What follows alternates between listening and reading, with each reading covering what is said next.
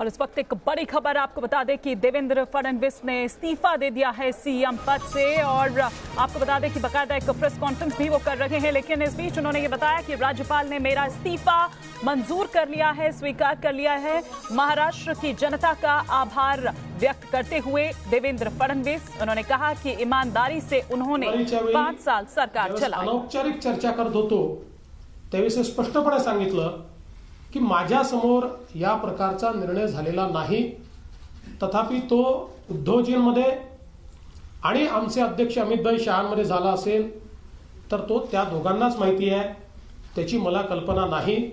मी त्यानंतर माननीय राष्ट्रीय अध्यक्षांना विचारलं, माननीय गडकरी साहेबांनी देखील त्यांना विचारलं।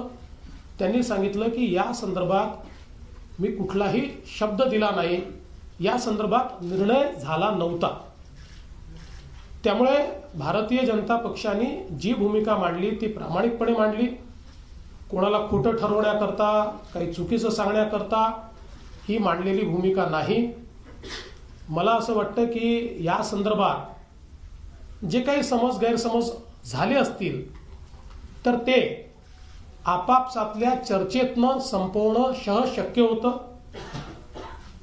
परंतु आम्ही चर्चाच करणार नाही अशा प्रकारची भूमिका ज्यावेळेस घेण्यात आली आणि त्याहीपेक्षा गेली 5 वर्ष सातत्याने माननीय उद्धवजींशी माझे अतिशय जवळचे संबंध राहिले आहेत, ते भविष्यात देखील राहतील।